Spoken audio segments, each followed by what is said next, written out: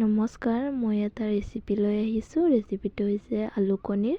তাতে নৰসিংহ পাত সৰহকৈ যাব। নৰসিংহ দিয়ে বনোৱা হ'ব এই ৰেচিপিটো।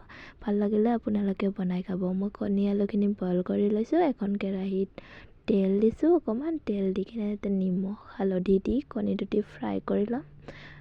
ফ্ৰাই হোৱাৰ পিছত একেখন তেলতে একেখন কেৰাহীতে মই বইল কৰি থোৱা আলুখিনিও ফ্ৰাই কৰি ল'ম। তাৰপিছত এটা পেষ্ট বনাই লৈছোঁ।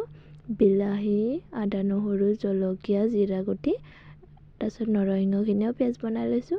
পেষ্ট হোৱাৰ পিছত একেখন কেৰাহীতে তেল দিছোঁ।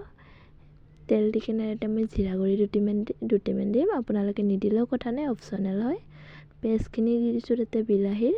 সেইখিনি ফ্ৰাই হোৱাৰ পিছত সোৱাদ অনুযায়ী তাতে মই নিমখ দিম, হালধি।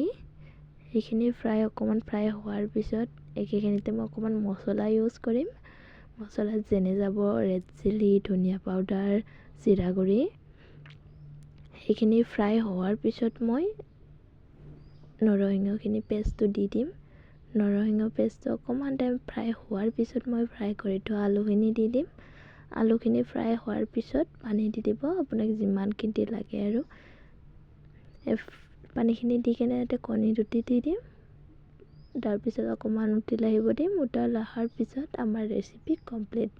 আপোনালোকে বনাই খাই চাব আৰু মোক কমেণ্ট কৰি ক'ব কেনেকুৱা হ'ল ৰেচিপিটো। বাই।